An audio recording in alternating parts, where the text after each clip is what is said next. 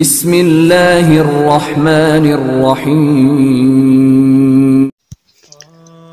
امام الانبیاء حضرت محمد مصطفیٰ احمد مجتبیٰ صلی اللہ تعالی علیہ وسلم کو مدینہ منورہ کی جانب ہجرت کرنے کا جب حکم ملا تو آپ علیہ السلام نے حضرت سیدنا علی المرتضیٰ شیر خدا قدم الکریم سے فرمایا، اے علی، مجھے ہجرت کا حکم ہو گیا ہے اور میں ابو بکر کے ساتھ مدینہ منورہ ہجرت کرنے والا ہوں۔ میرے پاس لوگوں کی جو امانتیں ہیں وہ میں تمہارے سپرد کرتا ہوں، تم ان امانتوں کو ان کے مالکوں تک پہنچا دینا۔ مشرکین مکہ نے میرے قتل کی منصوبہ بندی کی ہے اور وہ آج رات مجھے قتل کرنے کا ناپاک ارادہ رکھتے ہیں۔ تم میری یہ چادر اوڑھ لو اور میرے بستر پر لیٹ جاؤ۔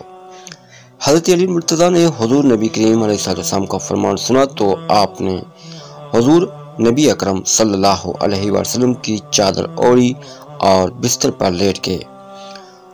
حضور خاموشی کے ساتھ گھر سے نکلے اور مشرکین مکہ کو اس کی خبر تک نہ ہوئی، اور وہ رات بھر حضور نبی کریم صلی اللہ علیہ وسلم کے گھر کا محاصرہ کیے رہے، مگر جب صبح ہوئی تو انہیں خبر ہوئی کہ حضور تو یہاں سے جا چکے ہیں۔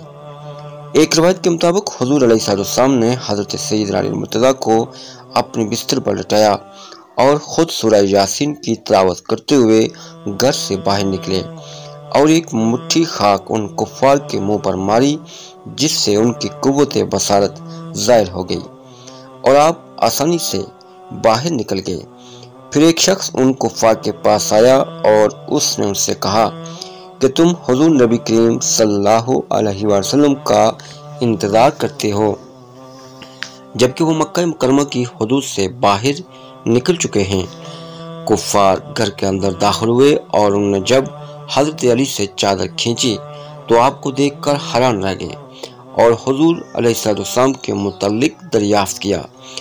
آپ نے فرمایا کہ میں تمہاری امانتیں لوٹانے کے لیے یہاں موجود ہوں، اور تمہیں علم ہونا چاہیے کہ حضور نبی کریم صلی اللہ علیہ وسلم کہاں گئے ہیں، جبکہ تم باہر پہرا دے رہے تھے۔ آپ کا جواب سن کر کافر شرمندہ واپس لوٹ گئے۔ ایک روایت کے مطابق حضرت سیدنا علی المرتضیٰ نے ایک مرتبہ فرمایا تھا کہ میں اپنی زندگی میں ایک رات ہی اطمینان سے سویا، جب مجھے علم تھا کہ میں صبح ضرور اٹھوں گا۔ لوگوں نے دریافت کیا کہ وہ کون سی رات ہے؟ آپ نے فرمایا کہ شب ہجرت، جب حضور نے مجھ سے فرمایا تھا کہ تم صبح لوگوں کی امانتیں انہیں لوٹا کر ہجرت کرنا۔ سبحان اللہ۔